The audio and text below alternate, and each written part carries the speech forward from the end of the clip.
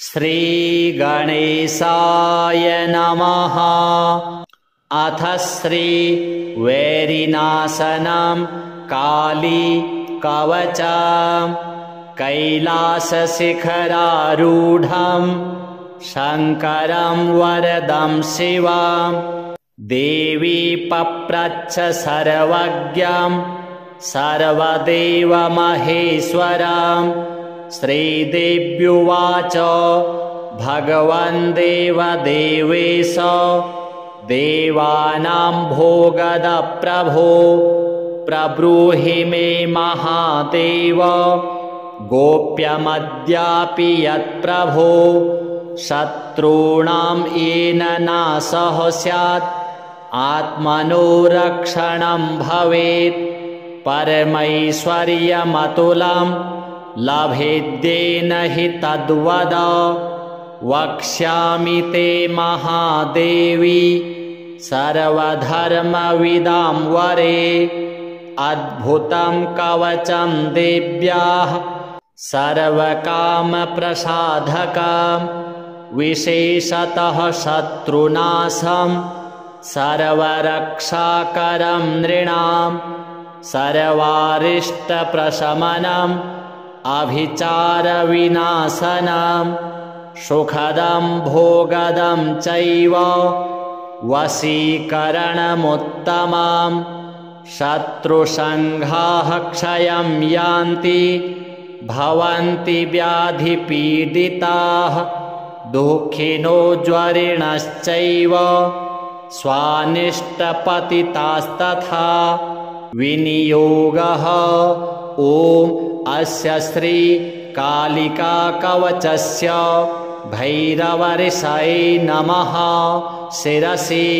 गायत्री छन्दसे नमः। मुखे श्रीकालिका देवतायै नमः। हृदि ह्रीं बीजाय नमः। गुह्ये ह्रूं शक्तये नमः। पादयोः क्लीं कीलकाय नमः। सर्वाङ्गे शत्रुसङ्घनाशनार्थे पाठे विनियोगः इति विन्यस्य क्रां क्रीं क्रूं क्रें क्रौं क्रः इति करषडङ्गन्यासादिकं कुर्यात्। ध्यानम् ध्यायेत् कालीं महामायां त्रिनेत्रां बहुरूपिणीं चतुर्भुजां ललजिह्वां पूर्णचन्द्रनिभाननां नीलोत्पलदलश्यामां शत्रुसङ्घविदारिणीं नरमुण्डं तथा खड्गं कमलं वरदं तथा विभ्राणां रक्तवदनां दंष्ट्रालीं घोररूपिणीम् अट्टाट्टहासनिरतां सर्वदा चौदिगम्बरां शवासनस्थितां देवीं मुण्डमालाविभूषणाम् इति ध्यात्वा महादेवीं ततस्तु कवचं पठेत्। कालिका घोररूपाद्या सर्वकामफलप्रदा सर्वदेवस्तुता देवी शत्रुनाशं करोतु मे। ॐ ह्रीं स्वरूपिणी चैव ह्रां ह्रीं ह्रूं रूपिणी तथा ह्रां ह्रीं ह्रें ह्रौं स्वरूपा च सदा शत्रून् प्रणश्यतु। श्रीं ह्रीं ऐं रूपिणी देवी भवबन्धविमोचिनी। ह्रीं सकलां ह्रीं रिपुश्च साहन्तु सर्वदा मम। यथा शुभो हतो दैत्यो निशुम्भश्च महासुरः वैरिनाशाय वन्दे तां कालिकां शङ्करप्रियां। ब्राह्मी शैवी वैष्णवी च वाराही नारसिंहिका कौमार्येन्द्री च चामुण्डा खादन्तु मम विद्विषः सुरेश्वरी घोररूपा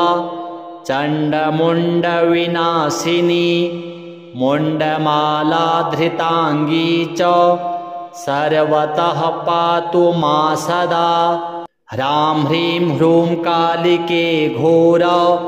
दंष्ट्रे च रुधिरप्रिये रुधिरापूर्णवक्त्रे च रुधिरेणावृतस्तनी। मम शत्रून् खादय खादय हिंस हिंस मारय मारय भिन्धि भिन्धि छिन्धि छिन्धि उच्चाटय उच्चाटय विद्रावय विद्रावय शोषय शोषय स्वाहा। ह्रां ह्रीं कालिकायै मदीयशत्रून् समर्पय स्वाहा। ॐ जय जय किरिकिरि किट किट मर्द मर्द मोहय मोहय हर हर मम रिपून् ध्वंसय ध्वंसय भक्षय भक्षय त्रोटय त्रोटय यातु धानान् चामुण्डे सर्वजनान् राजपुरुषान् स्त्रियो मम वश्याः कुरु कुरु अश्वान् गजान् दिव्यकामिनीः पुत्रान् राजस्त्रियां देहि देहि तनु तनु धान्यं धनं यक्षं क्षां क्षूं क्षें क्षौं क्षं क्षः स्वाहा। इत्येतत् कवचं पुण्यं कथितं शम्भुना पुरा ये पठन्ति सदा तेषां ध्रुवं नश्यन्ति वैरिणः। वैरिणः प्रलयं यान्ति व्याधिताश्च भवन्ति हि बलहीनाः पुत्रहीनाः शत्रुवस्तस्य सर्वदा। सहस्रपठनात् सिद्धिः कवचस्य भवेत् तथा ततः कार्याणि सिद्ध्यन्ति यथा शङ्करभाषितम्। श्मशानाङ्गारमादाय चूर्णं कृत्वा प्रयत्नतः पादोदकेन पिष्टा च लिखेल्लोहशलाकया भूमौ शत्रून् हीनरूपा नोत्तरा शिरसस्तथा हस्तं दत्त्वा तु हृदये कवचं तु स्वयं पठेत् प्राणप्रतिष्ठां कृत्वा वै तथा मन्त्रेण मन्त्रवित् हन्यादस्त्रप्रहारेण शत्रो गच्छयमक्षयं ज्वलदङ्गारलेपेन भवन्ति ज्वरिताभृशां प्रोक्षयेत् वामपादेन दरिद्रो भवति ध्रुवां वैरिनाशकरं प्रोक्तं कवचं वश्यकारकं परमैश्वर्यदं चैव पुत्रपौत्रादिवृद्धिदां प्रभातसमये चैव पूजाकाले प्रयत्नतः सायङ्काले तथा पाठात् सर्वसिद्धिर्भवेद्ध्रुवां शत्रुरुच्चाटनं याति देशाद्वा विच्यतो भवेत् पश्चात् किङ्कर्तामेति सत्यं सत्यं न संशयः शत्रुनाशकरं देवी सर्वसम्पत्करं शुभं सर्वदेवस्तु ते देवी कालिके त्वां नमाम्यहम् श्रीकाली देव्यार्पणमस्तु। कैलासशिखरारूढं शङ्करं वरदं शिवं देवी पप्रच्छ सर्वज्ञं सर्वदेवमहेश्वरं श्रीदेव्युवाच भगवन् देवदेवेश देवानां भोगद प्रभो प्रब्रूहि मे महादेव गोप्यमद्यापि यत्प्रभो शत्रूणां येन नाशः स्यात् आत्मनो रक्षणं भवेत् परमैश्वर्यमतुलं लभेद्येन हि तद्वद वक्ष्यामि ते महादेवी सर्वधर्मविदां वरे अद्भुतं कवचं देव्याः सर्वकामप्रसाधकं विशेषतः शत्रुनाशं सर्वरक्षाकरं नृणां सर्वारिष्टप्रशमनम् अभिचारविनाशनं सुखदं भोगदं चैव वशीकरणमुत्तमं शत्रुसङ्घाः क्षयं यान्ति भवन्ति व्याधिपीडिताः दुःखिनो ज्वरिणश्चैव स्वानिष्टपतितास्तथा विनियोगः ॐ अस्य श्री कालिका कवचस्य भैरवऋषये नमः शिरसि गायत्री छन्दसे नमः मुखे श्रीकालिका देवतायै नमः हृदि ह्रीं बीजाय नमः गुह्ये ह्रूं शक्तये नमः पादयोः क्लीं कीलकाय नमः सर्वाङ्गे शत्रुसङ्घनाशनार्थे पाठे विनियोगः इति विन्यस्य क्रां क्रीं क्रूं क्रें क्रौं क्रः इति करषडङ्गन्यासादिकं कुर्यात् ध्यानं ध्यायेत् कालीं महामायां त्रिनेत्रां बहुरूपिणीं चतुर्भुजां ललजिह्वां पूर्णचन्द्रनिभाननां नीलोत्पलदलश्यामां शत्रुसङ्घविदारिणीं नरमुण्डं तथा खड्गं कमलं वरदं तथा विभ्राणां रक्तवदनां दंष्ट्रालीं घोररूपिणीम् अट्टाट्टहासनिरतां सर्वदा चौदिगम्बरां शवासनस्थितां देवीं मुण्डमालाविभूषणाम् इति ध्यात्वा महादेवीं ततस्तु कवचं पठेत् कालिका घोररूपाद्या सर्वकामफलप्रदा सर्वदेवस्तुता देवी शत्रुनाशं करोतु मे ॐ ह्रीं स्वरूपिणी चैव ह्रां ह्रीं ह्रूं रूपिणी तथा ह्रां ह्रीं ह्रें ह्रौं स्वरूपा च सदा शत्रून् प्रणश्यतु श्रीं ह्रीं ऐं रूपिणी देवी भवबन्धविमोचिनी ह्रीं सकलां ह्रीं रिपुश्च साहन्तु सर्वदा मम यथा शुभो हतो दैत्यो निशुम्भश्च महासुरः वैरिनाशाय वन्दे तां कालिकां शङ्करप्रियां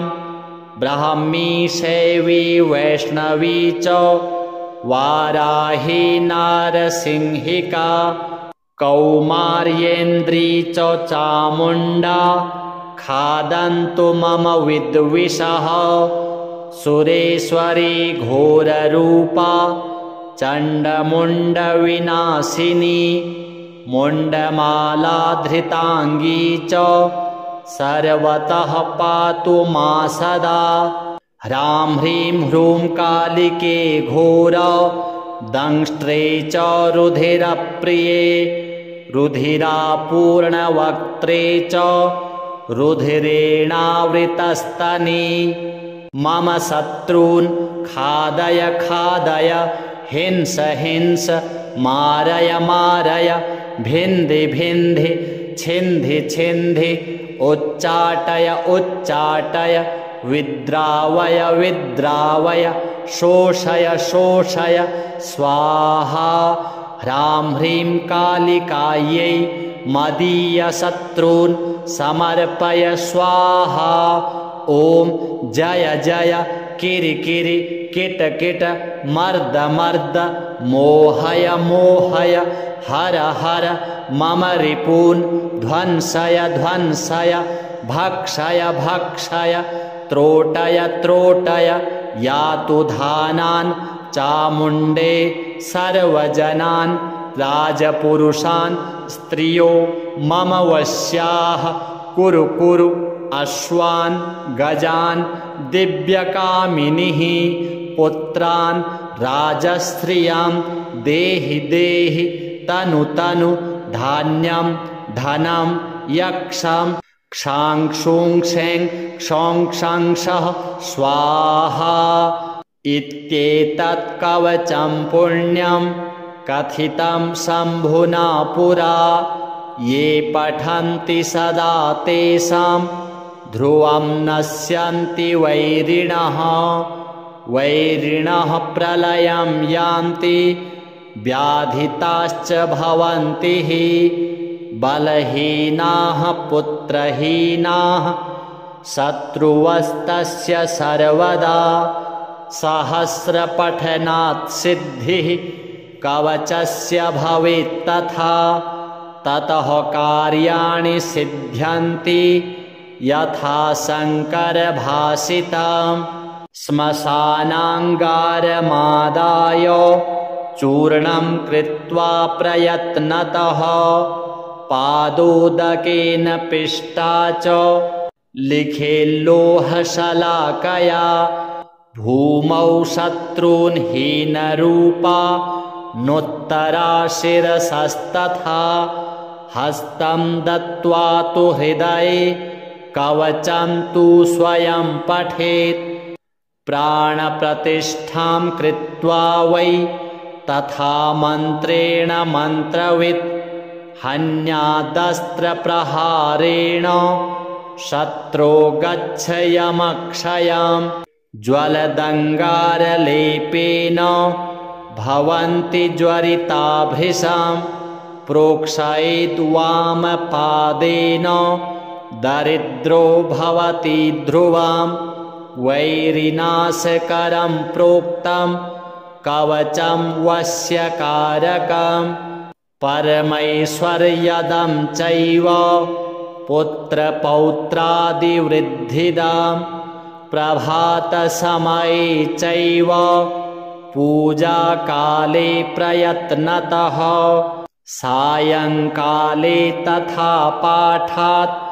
सर्वसिद्धिर्भवेद्ध्रुवाम् शत्रुरुच्चाटनं याति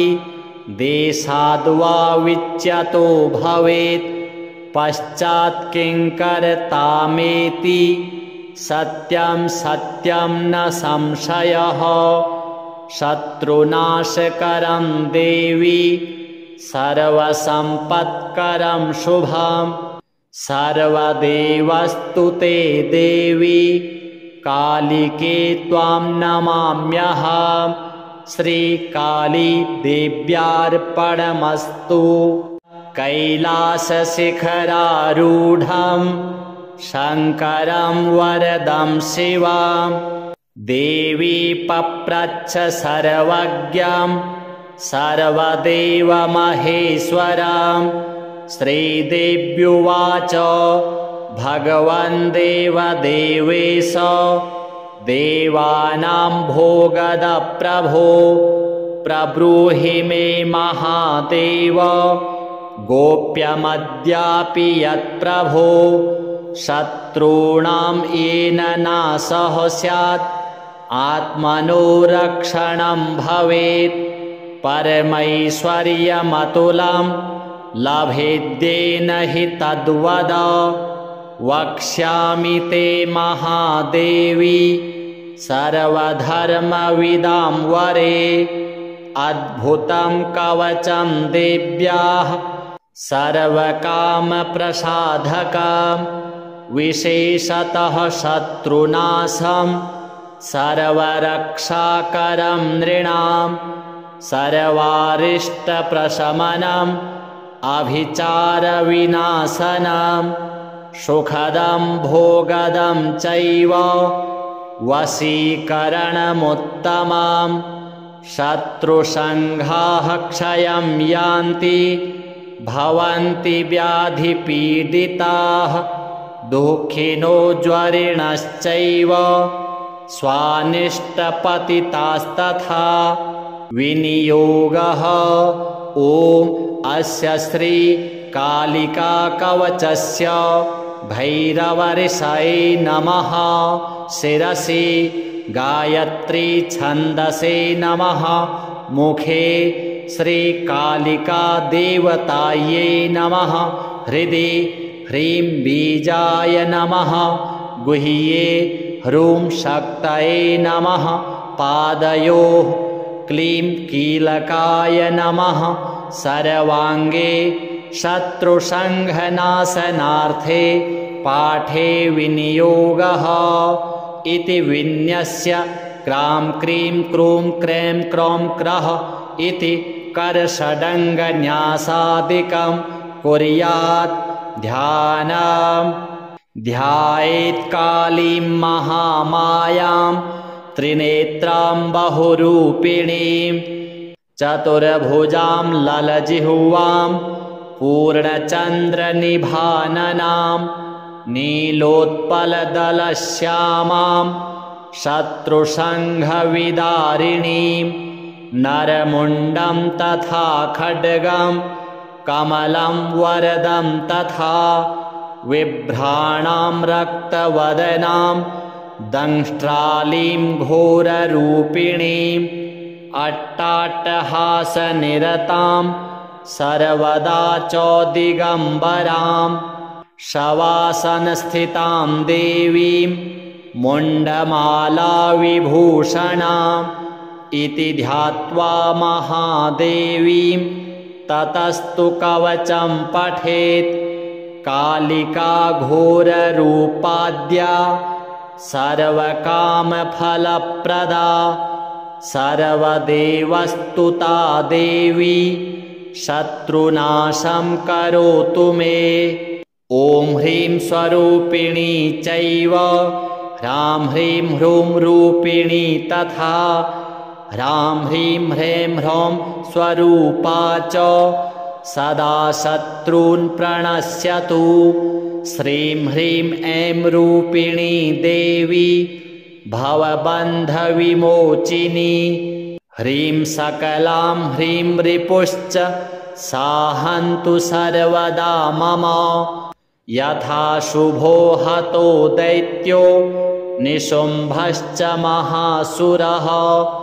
वैरिनाशाय वन्दे तां कालिकां शङ्करप्रियां ब्राह्मी शैवी वैष्णवी च वाराही नारसिंहिका कौमार्येन्द्री च चामुण्डा खादन्तु मम विद्विषः सुरेश्वरी घोररूपा चण्डमुण्डविनाशिनी मुण्डमालाधृताङ्गी च सर्वतः पातु मा सदा ह्रां ह्रीं ह्रूं कालिके घोर दंष्ट्रे च रुधिरप्रिये रुधिरापूर्णवक्त्रे च रुधिरेणावृतस्तनी मम शत्रून् खादय खादय हिंस हिंस मारय मारय भिन्धि भिन्धि छिन्धि छिन्धि उच्चाटय उच्चाटय विद्रावय विद्रावय शोषय शोषय स्वाहा ह्रां ह्रीं कालिकायै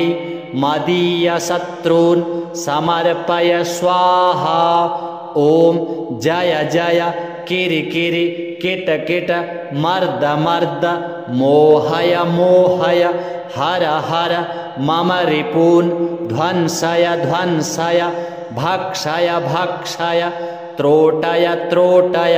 यातु धानान् चामुण्डे सर्वजनान् राजपुरुषान् स्त्रियो मम वश्याः कुरु कुरु अश्वान् गजान् दिव्यकामिनीः पुत्रान् राजस्त्रियां देहि देहि तनु तनु धान्यं धनं यक्षं क्षांक्षुंक्षें क्षौंक्षंक्षः स्वाहा इत्येतत् कवचं पुण्यं कथितं शम्भुना पुरा ये पठन्ति सदा तेषां ध्रुवं नश्यन्ति वैरिणः वैरिणः प्रलयं यान्ति व्याधिताश्च भवन्ति हि बलहीनाः पुत्रहीनाः शत्रुवस्तस्य सर्वदा सहस्रपठनात् सिद्धिः कवचस्य भवेत् तथा ततः कार्याणि सिद्ध्यन्ति यथा शङ्करभाषितम् श्मशानाङ्गारमादाय चूर्णं कृत्वा प्रयत्नतः पादोदकेन पिष्टा च लिखेल्लोहशलाकया भूमौ शत्रून् हीनरूपा नोत्तरा शिरसस्तथा हस्तं दत्त्वा तु हृदये कवचं तु स्वयं पठेत् प्राणप्रतिष्ठां कृत्वा वै तथा मन्त्रेण मन्त्रवित् हन्यादस्त्रप्रहारेण शत्रो गच्छयमक्षयं ज्वलदङ्गारलेपेन भवन्ति ज्वरिताभृशां प्रोक्षयेद् वामपादेन दरिद्रो भवति ध्रुवां वैरिनाशकरं प्रोक्तं कवचं वश्यकारकं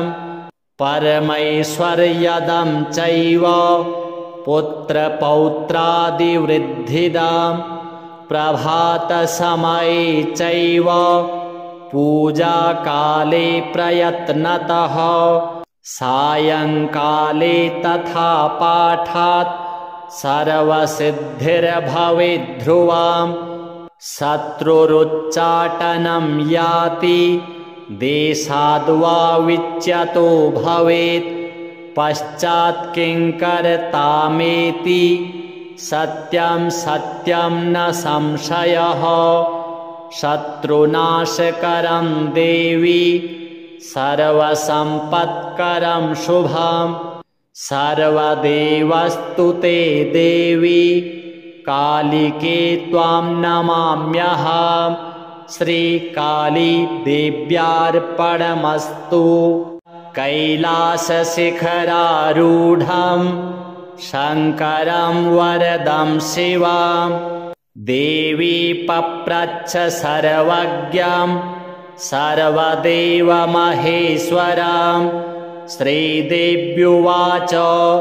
भगवन् देवदेवेश देवानां भोगद प्रभो प्रब्रूहि मे महादेव गोप्यमद्यापि यत्प्रभो शत्रूणां येन नाशः स्यात् आत्मनो रक्षणं भवेत् परमैश्वर्यमतुलं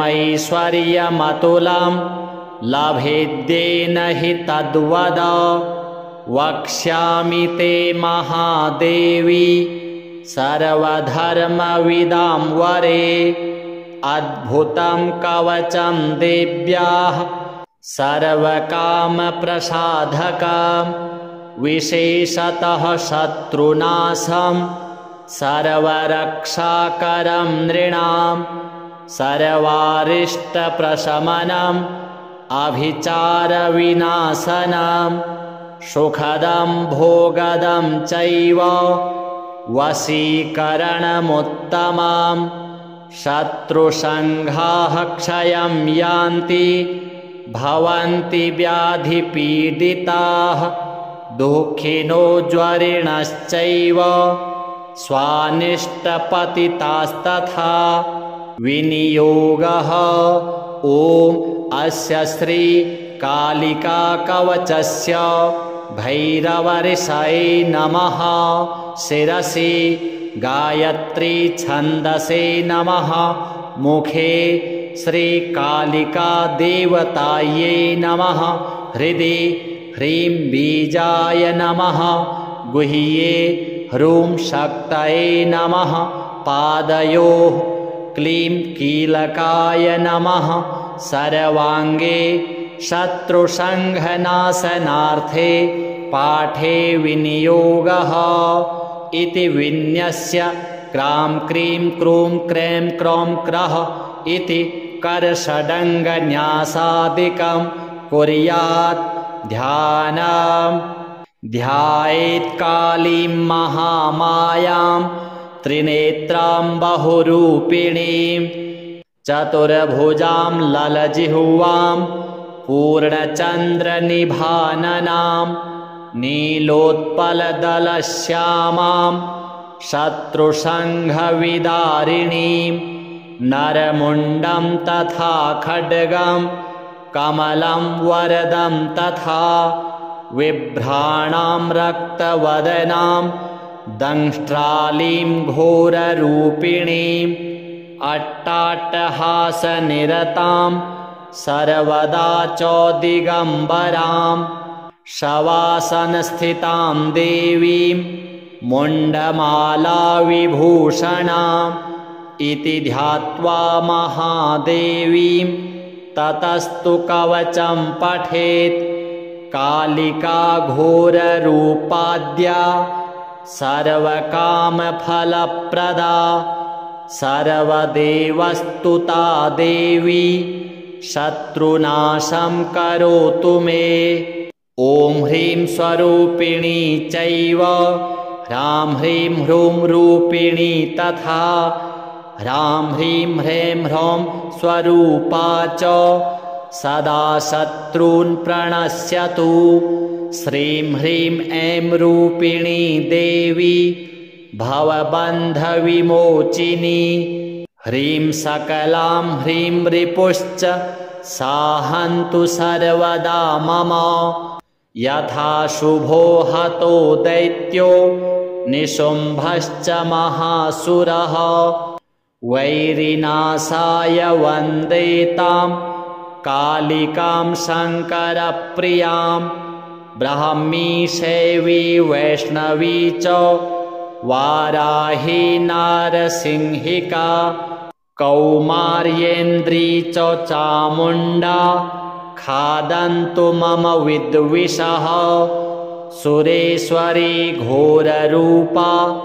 चण्डमुण्डविनाशिनी मुण्डमालाधृताङ्गी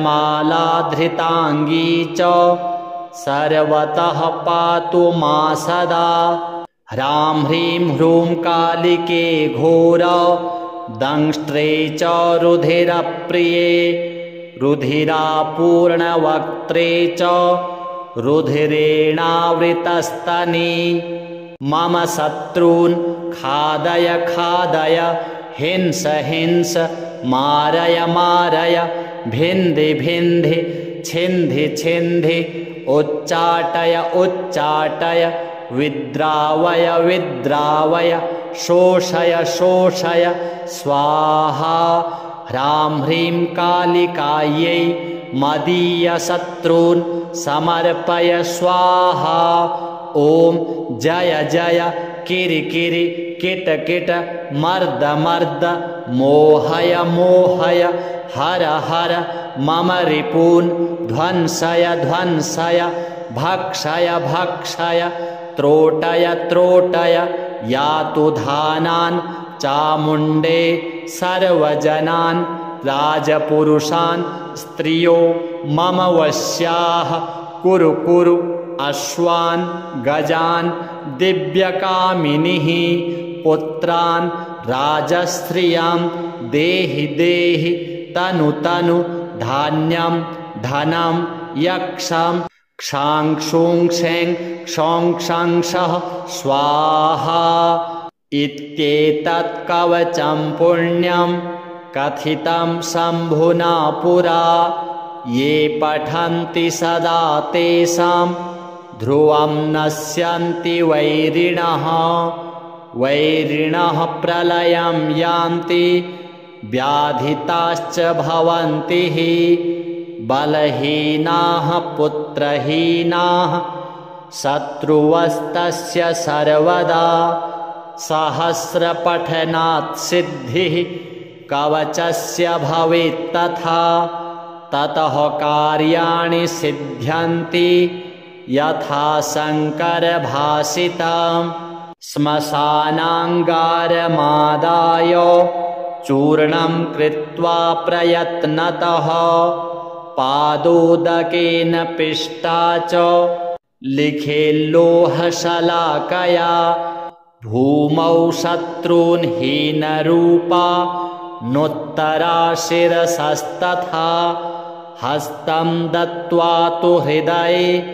कवचं तु स्वयं पठेत् प्राणप्रतिष्ठां कृत्वा वै तथा मन्त्रेण मन्त्रवित् हन्यादस्त्रप्रहारेण शत्रो गच्छयमक्षयं ज्वलदङ्गारलेपेन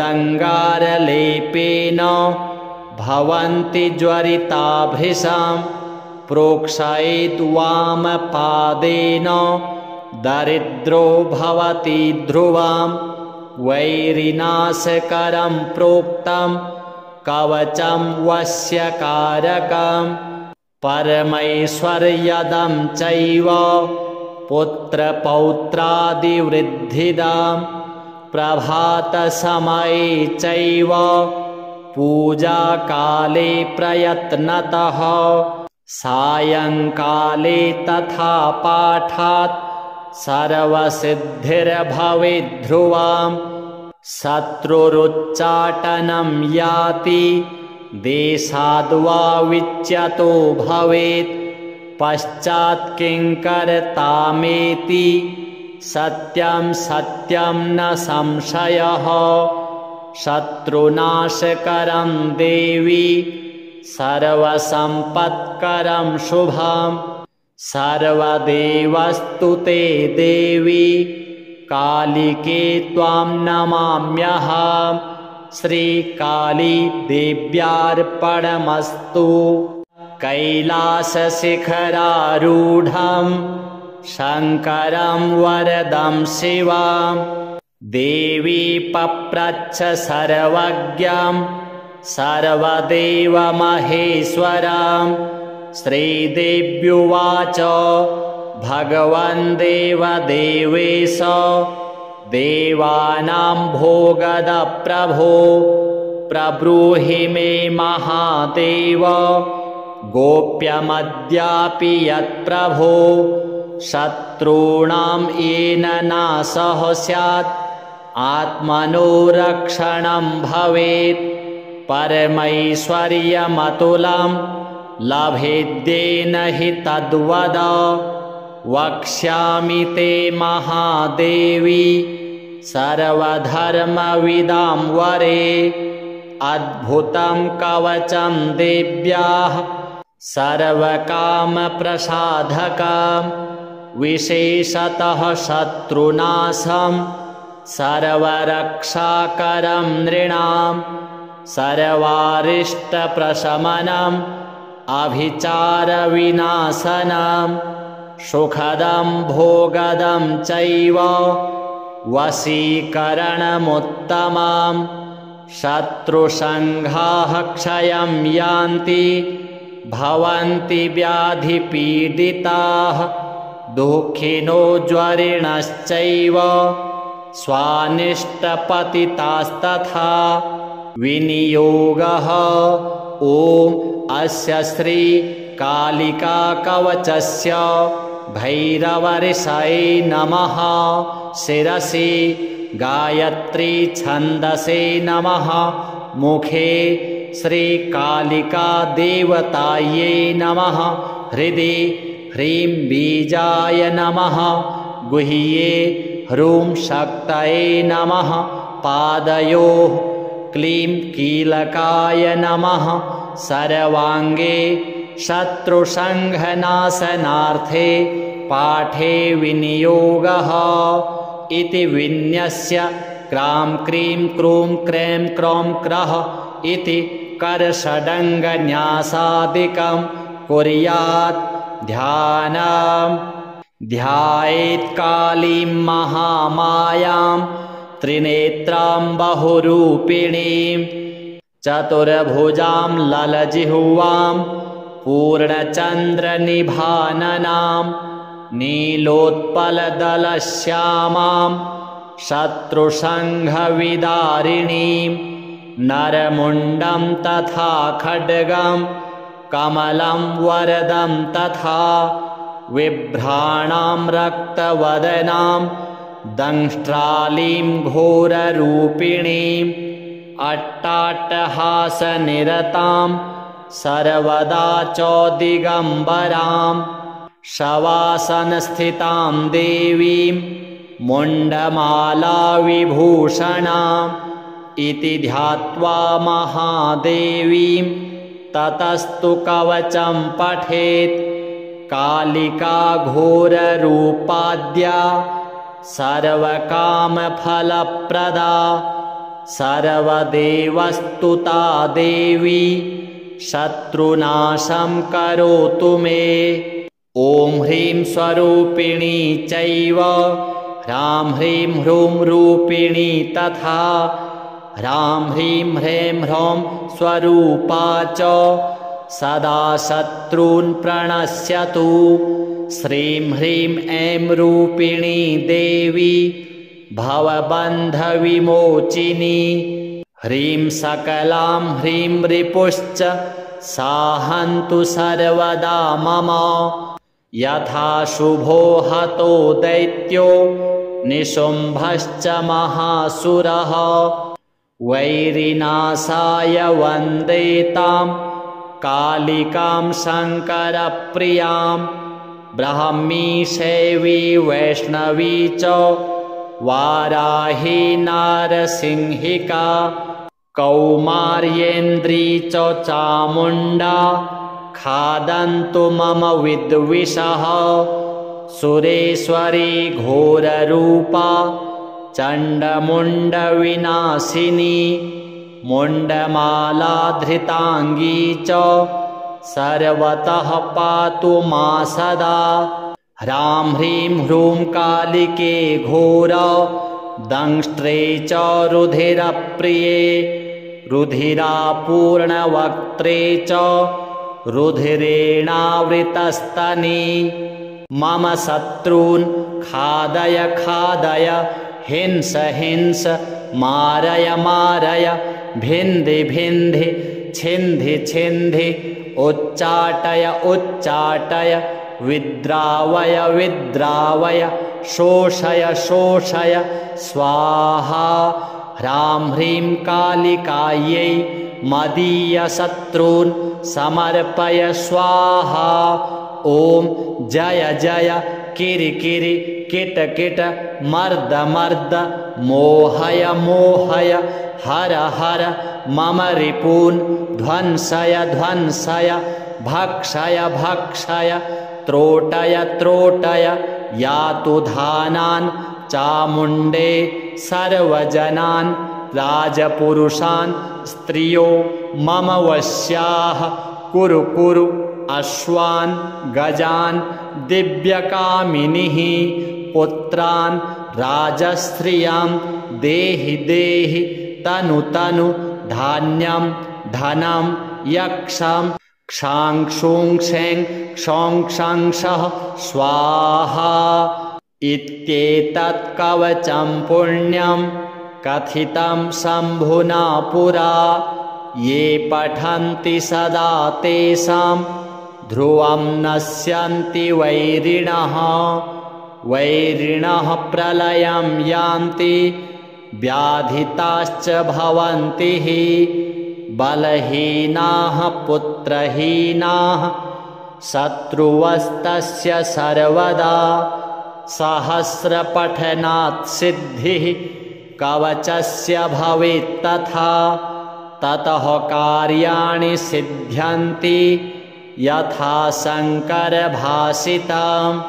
श्मशानाङ्गारमादाय चूर्णं कृत्वा प्रयत्नतः पादोदकेन पिष्टा च लिखेल्लोहशलाकया भूमौ शत्रून् हीनरूपा नोत्तरा शिरसस्तथा हस्तं दत्त्वा तु हृदये कवचं तु स्वयं पठेत् प्राणप्रतिष्ठां कृत्वा वै तथा मन्त्रेण मन्त्रवित् हन्यादस्त्रप्रहारेण शत्रो गच्छयमक्षयं ज्वलदङ्गारलेपेन भवन्ति ज्वरिताभृशं प्रोक्षयेद् वामपादेन दरिद्रो भवति ध्रुवं वैरिनाशकरं प्रोक्तं कवचं वश्यकारकं परमैश्वर्यदं चैव पुत्रपौत्रादिवृद्धिदं प्रभातसमये चैव पूजाकाले प्रयत्नतः सायङ्काले तथा पाठात् सर्वसिद्धिर्भवेत् ध्रुवं शत्रुरुच्चाटनं याति देशाद्वा विच्यतो भवेत् पश्चात् किङ्कर्तामेति सत्यं सत्यं न संशयः शत्रुनाशकरं देवी सर्वसम्पत्करं शुभं सर्वदेवस्तु ते देवी कालिके त्वां नमाम्यहं श्रीकाली देव्यार्पणमस्तु।